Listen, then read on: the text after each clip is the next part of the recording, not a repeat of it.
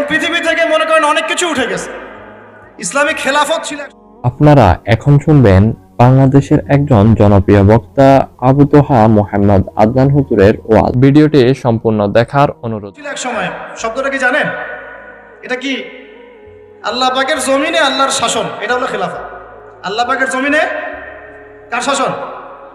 নাকি আল্লাহর জমিনে চলবে শয়তানের শাসন? কোনটা? জমিন আল্লাহর, মানুষ আল্লাহর সৃষ্টি, সমাজ আল্লাহর সৃষ্টি, শাসন চলবে আল্লাহ। সিম্পল। আল্লাহ পাকের জমিনে আল্লাহর শাসন মানে খেলাফা। আর সারা বিশ্বের কোথাও আপনি ইসলামী খেলাফা পাচ্ছেন না। তাই বলে কি খেলাফার কনসেপ্ট উঠে গেছে? ইনশাআল্লাহ তাআলা ঈসা ইবনে মারইয়াম যখন আসবেন, আল মাহদি যখন আসবেন, আবার সারা বিশ্বে এই খেলাফত রিস্টোর করা হবে। তাহলে এটা হলো পলিটিক্যাল সুন্নাহ। এটা কি সুন্নাহ? বলেন, এটা পলিটিক্যাল সুন্নাহ। দিন আর দিরহামের কথা বললাম, এটা ইকোনমিক সুন্নাহ। তো এই সুন্নাহগুলো ঠিকই বোঝেন। হাত বাঁধতে হবে কোথায়, পায়ে পা লাগবে কি লাগবে না, রফুল এদান করতে হবে কি হবে না, চাল দিয়ে দিব নাকি কিসমিস দিব না টাকা দিব, এগুলো সুন্নাত তো মাশাআল্লাহ খুব ভালোই বোঝেন। কিন্তু পলিটিক্যাল, ইকোনমিক, সোশ্যাল সুন্নাতগুলো বুঝবেন না। এগুলো কি ইসলামের অংশ না? না ইসলামের বাইরে এগুলো? তো আমি আশা করি আমাদের যুব সমাজ কোরআনকে বুকে আগলে ধরবে ইনশাআল্লাহ। পারবেন তো ভাই? আজকে যদি সারা ওয়াজের সব কথাও ভুলে যান, এই কথাটা মনে রাখেন যে আমরা কোরআনহীন জীবন যাপন করবো না ইনশাআল্লাহ। প্রত্যেকদিন কমপক্ষে এক পারা করে হলেও কোরআন তেলাওয়াত করবো ইনশাআল্লাহ। অর্থ বুঝি চাই নাই বুঝি তেলাওয়াত করবো ইনশাআল্লাহ। তেলাওয়াত করতে করতে করতে কোরআনের প্রতি একটা মহব্বত সৃষ্টি হবে। যখন মহব্বত সৃষ্টি হবে তখন ইনশাআল্লাহ আপনি অর্থ বোঝার দিকেও মনোযোগ দিবেন ইনশাআল্লাহ। অর্থ বুঝতে বেশি কিছু লাগে না, আরবি ভাষাটা জানলেই হয়, আরবি ব্যাকরণটা জানলেই হয়। আমরা একসাথে 5টা ভাষা শেখার মতো মেন্টাল ক্যাপাবিলিটি রাখি, এটা সায়েন্স বলে। একটা ছোট বাচ্চা একসাথে 5টা ভাষা শেখার মতো মানসিক দক্ষতা রাখে। এবং আগের যুগে, এই যে ব্রিটিশ পিরিয়ডের আগে আমাদের বাপদাদারা যারা ছিল, তারা বাংলা, ইংরেজি, উর্দু, ফার্সি, আরবি 5টা ভাষাই জানতো না? আমাদের দাদা পরদাদাদের জেনারেশন, মানে আমি আমার জেনারেশনের কথাই বলি, তারা এসেছিল বাগদাদ থেকে এই বাংলাদেশে দিন প্রচার করতে। আমি এতটুকু শুনেছি, আমি এর বেশি কিছু জানি না। আমি আমার বাবা দাদাদের কাছে শুনেছি তারা এসেছে বাগদাদ থেকে এই ভারতীয় উপমহাদেশে দিন প্রচার করতে। তারা 5টা ল্যাঙ্গুয়েজ জানত, বাংলা, ইংরেজি, উর্দু, ফার্সি এবং একটা কি আরবি। তো আমরা যদি এতগুলো ভাষা জানার মতো দক্ষতা রাখতে পারি, কোরআনের ভাষা আরবি শিখতে পারবো না ভাই? কারা কারা বিসিএস কোচিং করছেন হাত তোলেন দেখি। আপনি করছেন বিসিএস কোচিং? বোঝে নাই মনে হয়, এমনি হাত তুলছে আর কি। আচ্ছা, বিসিএস কোচিং কারা কারা করছেন হাত তোলেন দেখি। কেউ করছেন না? এই তো এক ভাই আছে, 2 ভাই আছে। মাস্টার্সে কারা কারা পড়ছেন হাত তোলেন দেখি। তো মাশাআল্লাহ। আইএলটিএস করেছেন কারা কারা? আইএলটিএস করেছেন কারা কারা ইংরেজিতে? আচ্ছা, কম্পিউটারের উপর কোর্স করেছেন কারা? 3 মাস 4 মাস? মাশাআল্লাহ। যুব উন্নয়ন প্রশিক্ষণ নিয়েছেন কারা কারা? এই যে কোর্সগুলো আপনি করেছেন 6 মাস, 1 বছর, 2 বছর, এগুলোর জন্য আপনি মেহনত করেন নাই? কথা বলেন। সকালবেলা ভোরবেলা উঠেছেন ঘুম থেকে, খেয়ে না খেয়ে পড়তে বসেছেন, আবার ইউনিভার্সিটি গিয়েছেন, আবার ক্লাস করেছেন, আবার দুপুরে খেয়ে না খেয়ে পড়তে বসেছেন, রাত্রেবেলা দেরি করে ঘুমিয়েছেন, এগুলো করেন নাই? এখন আল্লাহ পাকের নাজিল করা কিতাব আল কোরআন, এইটা শেখার জন্য 1টা বছর আরবি শিখতে পারবেন না ভাই? কথা বলেন। আরে নিয়াত তো করেন। আল্লাহ পাকের রহমত এত বেশি, আল্লাহ পাকের রহমত এত বেশি, বান্দা যখন কোনো ভালো কাজে নিয়াত করে সাথে সাথে নেকি লিখে দেওয়া হয়। জোরে বলেন সুবহানাল্লাহ। যুবকদের গলায় সাউন্ড নাই কেন? এখন তো কনসার্ট হলে চিল্লাচিল্লি করতে দেখি। হ্যাঁ, কনসার্ট মানেই তো মাদকতা। দেখো না, এখন নিজে মাদক খেয়ে স্টেজে উঠবে আর বলবে মাদক বিরোধী কনসার্ট।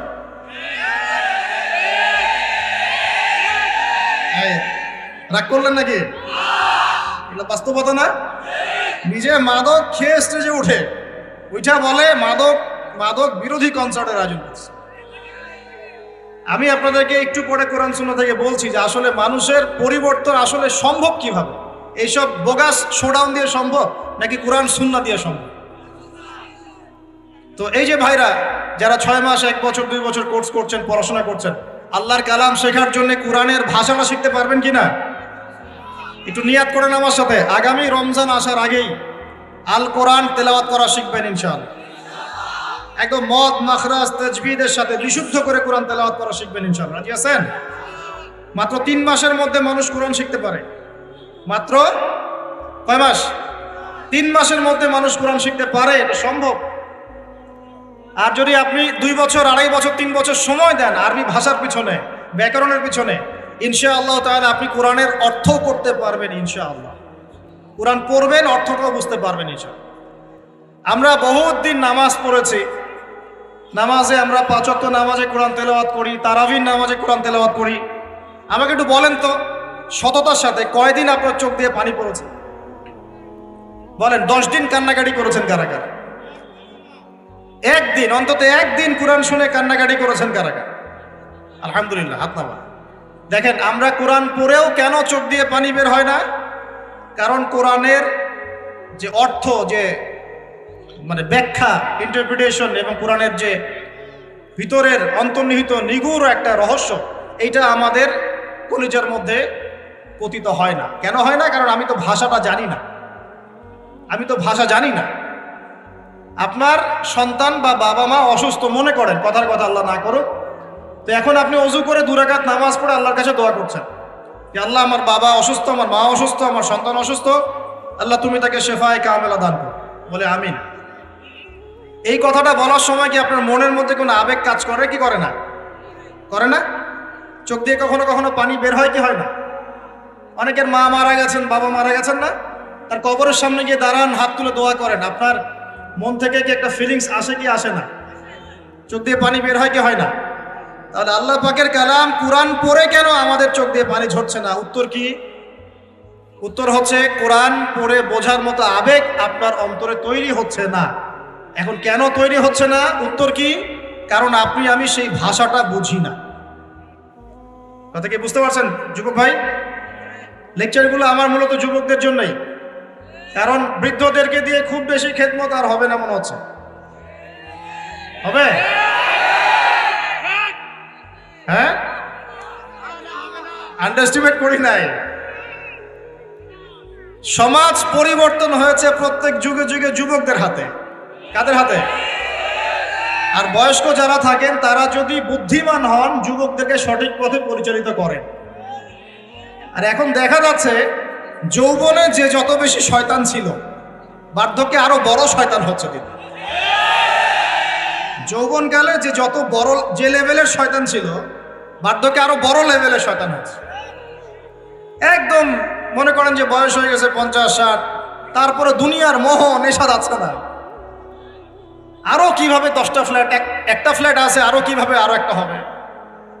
হ্যাঁ, 10 বিঘা জমি আছে, আরো কেমনে 5 বিঘা হবে। এই ব্যবসার এই অবস্থা আরো কেমনে বেশি হয়। সারাদিন দুনিয়া দুনিয়া দুনিয়া নিয়ে। দুনিয়াদার ব্যক্তিদের হাতে কি সমাজ ইসলামিক বিপ্লব হয়? দুনিয়াদার মানুষদের হাত দিয়ে কি ইসলামের বিপ্লব হয়েছে? নাকি আল্লাহ এবং তার রসুলের প্রেমে বা ইশকে পাগল এই মানুষদেরকে দিয়ে দিনের খেদমত হয়? কোনটা বলেন তো? যারা আল্লাহ এবং তার রসুল এবং তার দিনকে মহব্বত করে, এই মানুষদেরকে দিয়ে দিনের খেদমত হয় না? যুবকদের সামনে ভবিষ্যৎ পড়ে আছে, এবং এই বাংলার ভবিষ্যৎও তাদের হাতেই আছে। এই বাংলাদেশের ভবিষ্যৎ কাদের হাতে? ইয়াংদের হাতেই। যে যেখানে থাকো না কেন, প্রশাসনে হোক, রাজনীতির মধ্যে হোক, অর্থনীতির মধ্যে হোক, মেডিকেল সেক্টরে হোক, ইঞ্জিনিয়ারিং সেক্টরে হোক, বেসরকারি চাকরি হোক, হ্যাঁ, আলেম ওলামা কেরামদের সেক্টরে হোক, মসজিদে হোক, মিম্বরে হোক, যুবকরা যে যেখানেই যাবেন ইনশাআল্লাহ আল্লাহ এবং তার রসুলের বিধান মেনে চলবেন ইনশাআল্লাহ। এই কাজটা যদি করতে পারেন, সত্যিকার অর্থেই দেখবেন বাংলার মাটিতে দিন কায়েম হয়ে যাবে ইনশাআল্লাহ। এখন আসি মূল কথায়। এতক্ষণ যে কথাগুলো বললাম, ওই মোবাইল ফোন থেকে শুরু করে আপনাদের হাতে ধরিয়ে দিলাম, এখন থেকে আর আল কোরআন। স্মার্টফোনের সময় কম, কোরআনের সময় বেশি। রাজি আছে কিনা? স্মার্টফোনের সময় কম, কোরআনের সময় বেশি। রাজি আছেন কিনা? আল্লাহ তৌফিক দান করুন। এবার আসেন আজকের আলোচনার সংক্ষিপ্ত করে দিব। আলোচনা, বৃষ্টি যে কোনো সময় বৃষ্টি হতে পারে। আল্লাহ পাক আমাদেরকে আলোচনাটা সুন্দরভাবে শেষ করার তৌফিক দান করুন। আমি আজকে আপনাদেরকে 10টা পয়েন্ট বলবো। কয়টা পয়েন্ট ভাই? টাইটেলটা এভাবে দিবেন, সমাজ পরিবর্তনের জন্যে তাজকিয়া বা আত্মশুদ্ধির গুরুত্ব। কথা বলেন আমার সাথে। সমাজ পরিবর্তনের জন্যে তাজকিয়া বা আত্মশুদ্ধির গুরুত্ব। সমাজ পরিবর্তন হোক আপনি চান কি না? নাকি যে অবস্থায় আছে এই অবস্থায় আপনি সন্তুষ্ট?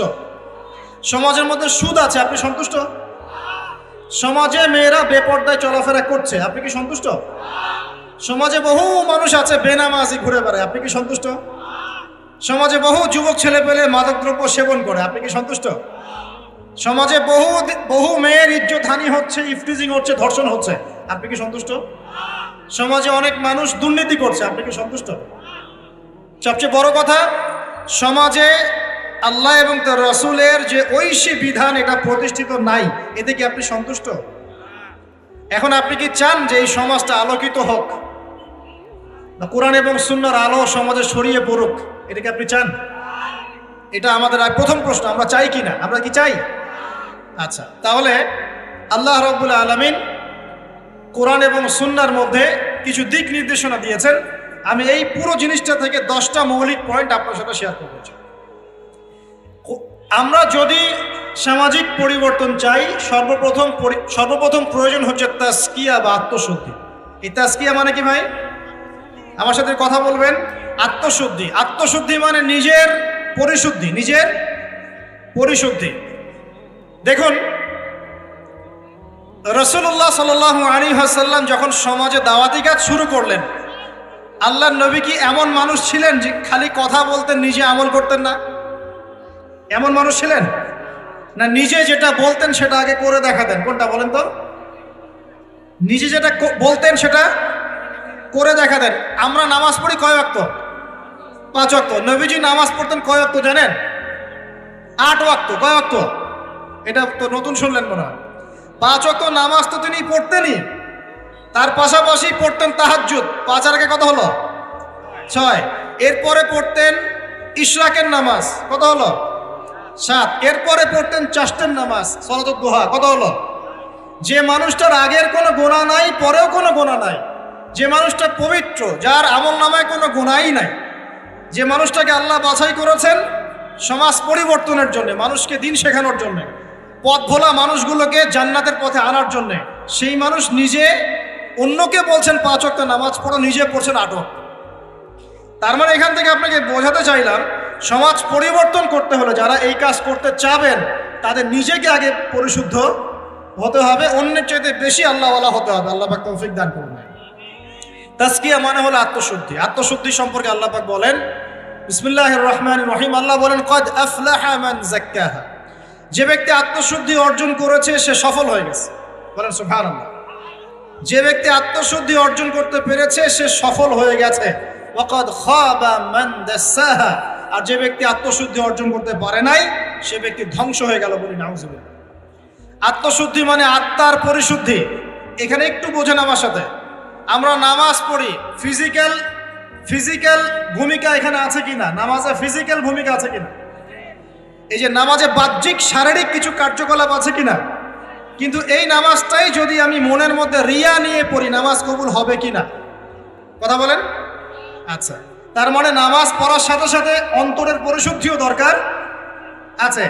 আপনি এখন যাকাত দিচ্ছেন, নামাজ পড়ছেন, সওম রাখছেন, সব কি শারীরিক ইবাদত না? শারীরিক আর্থিক ইবাদত না? হজ করছেন, উমরা করছেন, সব শারীরিক ফিজিক্যাল ইবাদত। কিন্তু মনের মধ্যে আছে অহংকার, মনে আছে রিয়া, মনে আছে কুফরি, মনে আছে নেফাক। এখন ইবাদত কবুল হবে কিনা? তার মানে বাহ্যিক ইবাদতের সাথে অভ্যন্তরীণ পরিশুদ্ধি না থাকলে আমাদের ইবাদত কবুল হচ্ছে না। হচ্ছে না। একজন ব্যক্তি ইসলামের সব মানে ভেতরে মুনাফিকি, এই নফসের এই দোষের কারণে তার কি এই ঈমান কোনো কাজে দিবে কিনা? মনে করেন আব্দুল্লাহ বিন উবাইয়ের মতো একজন মানুষ যে মুখে মুখে স্বীকার করেছে যে হ্যাঁ আল্লাহ ছাড়া কোনো ইলাহ নাই, মুহাম্মদ সাল্লাল্লাহু আলাইহি ওয়াসাল্লাম আল্লাহর রাসূল, মুখে স্বীকার করেছে, কিন্তু মনে মনে ইসলামকে স্বীকার করে নাই, ভিতরে ভিতরে ইসলামের সাথে শত্রুতা করে, গাদ্দারি করে। মনের এই দোষের কারণে তার বাহ্যিক এই যে স্বীকৃতি, এটা কাজে আসবে কি আসবে না? আসবে? আসবে না। মনে করেন আপনি খুব আমল করছেন মাশাআল্লাহ, কিন্তু আকীদার মধ্যে খুব গলদ আকীদা আছে। আকীদার মধ্যে গলদ আকীদা আছে। যেমন একটা গলদ আকীদা হচ্ছে, আপনি মনে করেন যে ইসলামের কিছু অংশ মানলেই হয়, কিছু অংশ না মানলেও চলে। ইসলামের বিধান ওই যুগে চলতো, এই যুগে চলে না। ইসলামের কিছু বিধান আছে যেগুলো এখন পালন করা যায় না, আগে যেত। আকীদায় গলদ। কেউ যদি মনে করে যে তাকদীর বা ভাগ্য বলতে কিচ্ছু নাই, আমি যা করব তাই পাবো, কেউ যদি মনে করে যে আল্লাহ রাব্বুল আলামিনের জাত এবং সিফতগুলো এগুলা মানার দরকার নাই, শুধু আল্লাহকে রব হিসেবে মানলেই হয়, মানে এরকম অনেক গলদ আকীদা আছে, কিন্তু এটা নিয়ে আলাদা লেকচার দেওয়া যায়। তো এখন ইবাদতের আমল সে করছে ঠিকই, কিন্তু আকীদার মধ্যে গলদ বিশ্বাস আছে, এখন তার ইবাদত কবুল হবে কিনা? কথা বলেন, হবে না। একজন ব্যক্তি মনে করেন সুন্নতের উপর আমল করছে, কিন্তু মুহাম্মদ সাল্লাল্লাহু আলাইহি ওয়াসাল্লামের শানে এবং তার অবমাননায় তার অন্তর কলিজা কাঁপে না। কথা বুঝতে পারছেন কি? সুন্নাহর উপর আমল করছে ঠিকই, ভালো লাগলে মুহাম্মদ সাল্লাল্লাহু আলাইহি ওয়াসাল্লামের মহব্বত ভালোবাসা তার ভিতরে নাই, ইবাদত কবুল কতটুকু হবে চিন্তা করেন। এই যে ভিতরের বিষয়গুলা, অন্তরের সাথে সম্পৃক্ত বিষয়, ভিতরের আকীদা, ভিতরের মহব্বত, আল্লাহর প্রতি ভয়, আল্লাহর প্রতি একটা ইহসান, মনটাকে রিয়া মুক্ত করা, অহংকার মুক্ত করা, হ্যাঁ, অন্যের প্রতি বিদ্বেষ মুক্ত করা, তারপরে কুফর নেফাক এগুলো মুক্ত করা, এই যে অন্তরের সাথে সম্পৃক্ত বিষয়গুলোই এই তাজকিয়া বা আত্মশুদ্ধির মৌলিক বিষয়। আমার কথা কি বুঝতে পারছেন? এখন কিভাবে এটাকে পরিশুদ্ধ করব?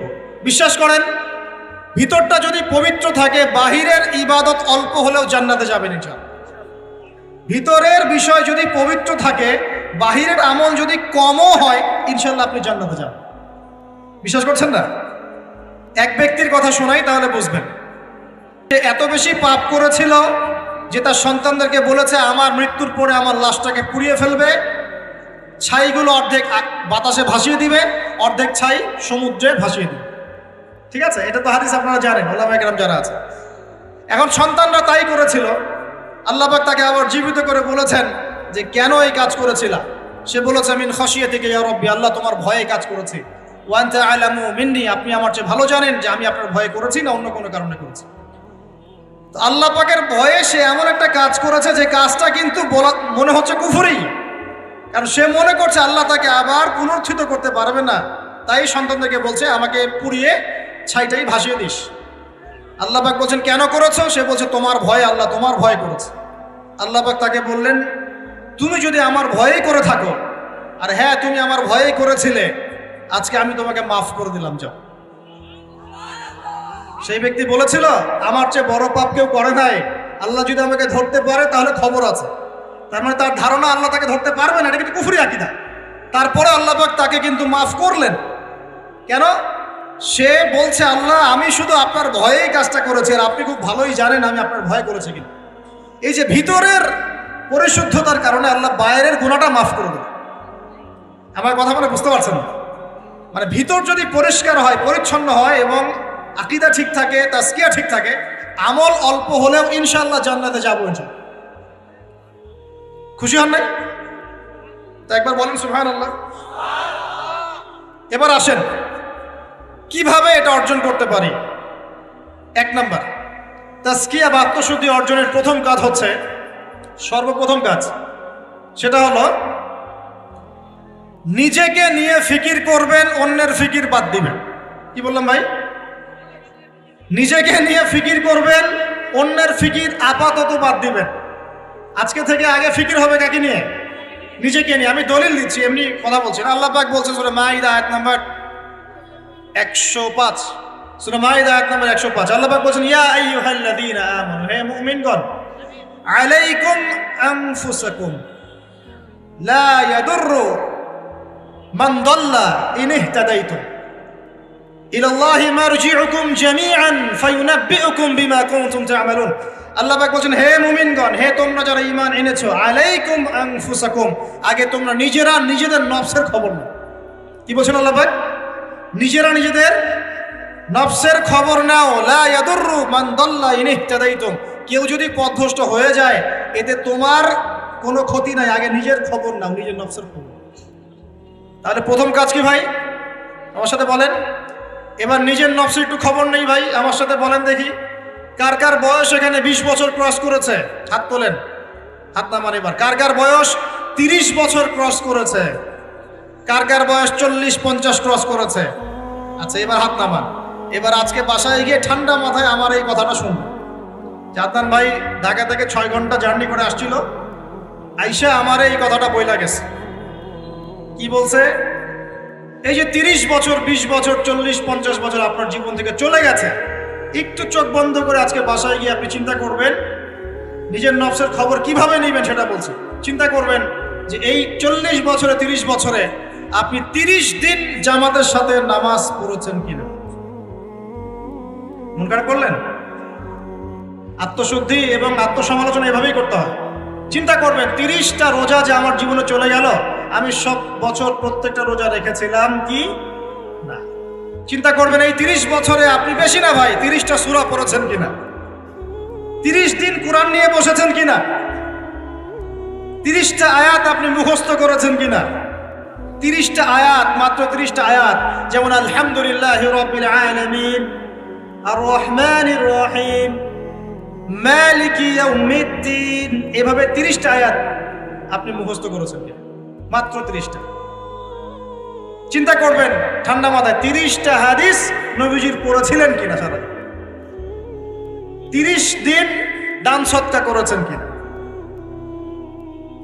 মানুষকে সৎ কাজে আদেশ করেছেন কিনা, একটু আল্লাহর রাস্তায় সময় দিয়েছিলেন কিনা, মানুষকে অসৎ কাজে বাধা দিয়েছিলেন কিনা, দিন প্রচারের জন্য কিছু একটা করেছিলেন কিনা, একটা বই লিখেছিলেন কিনা, একটা লেকচার দিয়েছিলেন কিনা, মিম্বরে দাঁড়িয়ে একটা খুতবা দিয়েছিলেন কিনা, একটা হালাকায় বসে মানুষকে কিছু ভালো নসিহত করেছিলেন কিনা, মিসকিনকে খাইয়েছিলেন কিনা, এতিমখানায় 30টা টাকা দান করেছিলেন কিনা, মসজিদ মাদ্রাসায় দিনের খেদমতের জন্য কিছু করেছিলেন কিনা।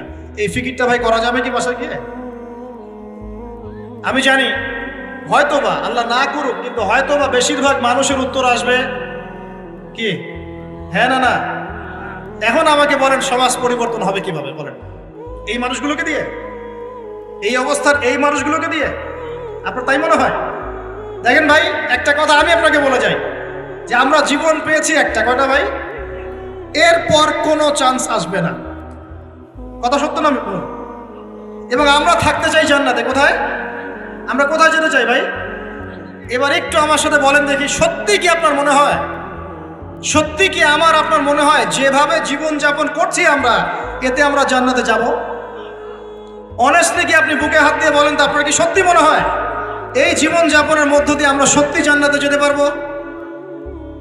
ছেলেপেলে কিশোর গ্যাংয়ে যোগ দিচ্ছে, ছেলেপেলে টিকটক প্রজন্ম হয়ে গেছে, ছেলেপেলে মেয়েদের পিছনে আড্ডাবাজি করে টাঙ্কি মেরে বেড়ায়, ছেলেপেলে মেয়েদের সাথে ওপেনে জেনা করছে, মেয়েরাও জেনা করছে। কিছু কিছু বদ মেয়ের স্বভাব এমন, সে চাচ্ছে যেন তার সাথে জেনা করা হোক। চুল খুলে নগ্ন হয়ে রাস্তাঘাটে ঘুরে বেড়াচ্ছে। বাড়ির মেয়েরা পর্দা করছে না, মা পর্দা করছে না, বোন পর্দা করছে না, স্ত্রী পর্দা করছে না। দিব্যি বাসায় সুদের টাকা ঢুকছে, হারামের টাকা ঢুকছে, দুর্নীতির টাকা ঢুকছে, ঘুষের টাকা ঢুকছে। সত্যি মনে হয় যে এইভাবে আমল করে আমরা জান্নাতে যেতে পারবো? অথচ আল্লাহ সৃষ্টি করেছেন আমাদেরকে তার ইবাদত করার জন্য। এই দুনিয়ার জীবনের সংক্ষিপ্ত হায়াত দিয়েছেন, মৌতের পর হয় জান্নাত, তাহলে জান্নাত, আর কোনো বিকল্প অপশন নেই। তাহলে ভাই আত্মশুদ্ধির দরকার নাই? তাহলে আজকে বাসায় গিয়ে এই ফিকিরটা করা যাবে? আমিও করবো ইনশাল্লাহ, আপনিও করেন, আমি নিজেও করবো ইনশাল্লাহ, আপনিও করবেন, যে এই 30-40 বছরে আমরা করলামটা কি। পারা যাবে ইনশাল্লাহ ভাই? এই চিন্তা যদি আপনার রাতের ঘুমটা আজকে হারাম করে ফেলায়, কালকে থেকে ইনশাল্লাহ এই ছেলেগুলোকে দিয়ে সমাজ সংস্কার হবে, ইসলাম প্রতিষ্ঠা হবে ইনশাল্লাহ। কি যুবক ভাইরা, হবে না ইনশাল্লাহ? আল্লাহ পাক কবুল করুন, বলি আমিন। 1 নাম্বার, নিজের চরকায় তেল দেওয়া। অন্যের কথা পরে, কে কি করে, নামাজ পড়ে কিনা, কে কি বলে লেকচারে, কার কি সমালোচনা করে, সব বাদ। আগে নিজের চিন্তা করব। আলাইকুম আনফুসাকুম, নিজের নফসের খবর নাও, বাস। এখন দেখলাম নিজের নফসের খবর ভালো না, তাহলে কি করণীয়? করণীয় হচ্ছে এই ফজরের ওয়াক্ত থেকে শুরু হবে। কালকের অপেক্ষা করব না, ফজরের ওয়াক্ত থেকে শুরু হবে। আমরা উঠবো তাহাজ্জুদে ইনশাআল্লাহ, রাজি আছি? সুন্দর মতো ওযু করবো ইনশাআল্লাহ, ওযু করে কমপক্ষে 2 রাকাত নামাজ পড়বো ইনশাআল্লাহ। পরে আল্লাহর কাছে চোখের পানি ছেড়ে দিব, দিয়ে বলবো, আল্লাহ সারা জীবন যা করেছে আল্লাহ তুমি মাফ করে দাও। কি আমিন বলেন? আরে আজিব এলাকায় আসলাম রে ভাই, আপনাদের কোনো জাজবা নাই নাকি, চেতনা নাই নাকি? আমিন বলেন, আল্লাহ মাফ করে দেখ। এখন তো দোয়া কবুলের সময়, এখন যে দোয়া করবেন কবুল হবে ইনশাআল্লাহ, বিশ্বাস করছেন না? আমরা দোয়া করি অবিবাহিত যুবকদের আল্লাহ বিয়ের ব্যবস্থা করে দাও। শাবাশ। আমরা দোয়া করি যে বেকার যুবক যারা তাদেরকে আল্লাহ রিজিকের ব্যবস্থা করে দাও। আল্লাহ যেসব মেয়ে দিনী বোনদের বিয়ে শাদী হচ্ছে না তাদেরও বিয়ের ব্যবস্থা করে দাও। আল্লাহ পাক যুবক ভাইদেরকে দ্বীনের জ্ঞান অর্জনের তৌফিক দান করো। সামনে হজের মৌসুম আসতেছে, অনেকে হজে যাবে ইনশাআল্লাহ, আমাদেরকেও যাওয়ার তৌফিক আল্লাহ দান করো। আল্লাহ রাব্বুল আলামিন আমাদের যুবক ভাইদেরকে আগামী দিনে বাংলার জমিনে দ্বীন কায়েমের জন্য কবুল করে দেন। আমিন। উলামায়ে কেরামের মধ্যে আল্লাহ মহব্বত বাড়ায় দেন, দলে দলে বিভক্তিগুলো বন্ধ করেন। ভালো লাগলে আমাদের চ্যানেলটি সাবস্ক্রাইব করতে ভুলবেন না। আপনার কাছে কোন হুজুরের ওয়াজ সবচাইতে বেশি ভালো লাগে তা অবশ্যই কমেন্টে জানিয়ে যাবেন।